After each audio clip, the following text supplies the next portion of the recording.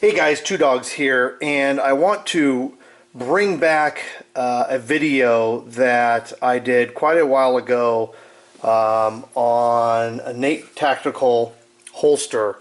And I've had so many views of this particular review that I want to visit it again and give you results and thoughts of how it's handled when I've been wearing it, and as well as talk about the first one that started it all and how I'm thinking that I'm going to go back in that direction. So right off the bat, what I can tell you with these holsters is that I think the way they're manufactured is why they're so attractive to so many of us.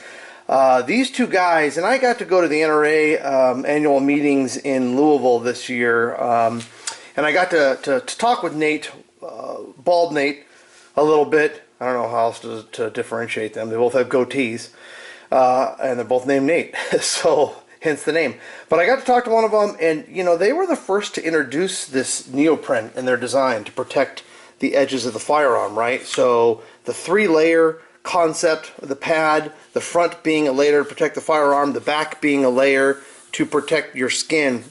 And what I mean by protect is a number of different things. So when you're sitting in a vehicle, or you're in contact with, for example, water or sweat, there's a moisture barrier. So with this holster, you can, and I'm going to do it right now for you guys, you can see that even if there's water involved with this, it just beads up. Let me wipe that off with a towel here real quick. And then on the other side, a lot of people asked me, and I was questioning this too, what about the sweat? So if you, hopefully, can you guys see those beads? Yeah, so look at their, see how they just roll right off? Complete waterproof here. So you really have to do some damage. I mean, you have to be, I guess you have to go swimming to really affect this, right? And that's the whole idea, this waterproof neoprene design. So to me, that's quite attractive. Now, that soft back, allowing your skin to breathe and sweating is great, but for me, I actually enjoy the fact that I don't feel the firearm at all. A lot of your concealed carry holsters, you'll still touch the firearm, unloaded. You'll still touch the firearm to your skin at some point, and I've got a couple extra things, beaver tail and things like that, so that bothers me. I always do a finger extension for my pinky because of the way my hands are, and so those things might touch on certain holsters. But I've been using this. Okay, great. I already did a review on it. You guys have all seen it. But that's, to me, there's a lot of space right there. Okay, this is where your clip's going to go into your belt.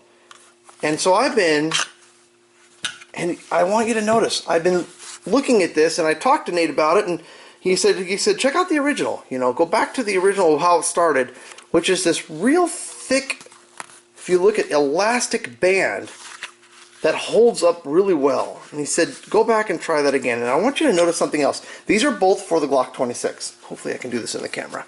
Here, let's go like this. Okay. I don't know if you can see it too much. Maybe we'll do it like this. There's more pad on one than the other. So the original actually has less pad around it.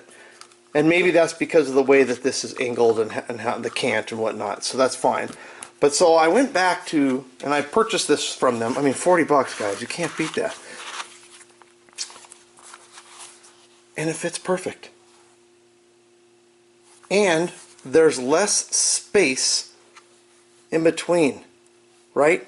Here, where you would tuck that into your pant. And it's just a tighter, less gap, if you will. And so I'm going to start carrying this one, and I'm going to give you my thoughts on that as well. And a lot of you are, worried about this. Oh, it's going to come out. It's going to come out. It's going to slide out.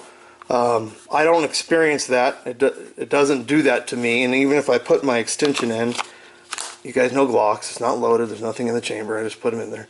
But you'll see that even I can use my extension, pinky extension, without fail. So I'm going to wear this one for a while, but for $40, I'm actually thinking that this is going to be a better fit for me. Same clip quality, right? No difference in there. Yeah, this one's adjustable, They also have one where you can tuck in. I chose not to do that.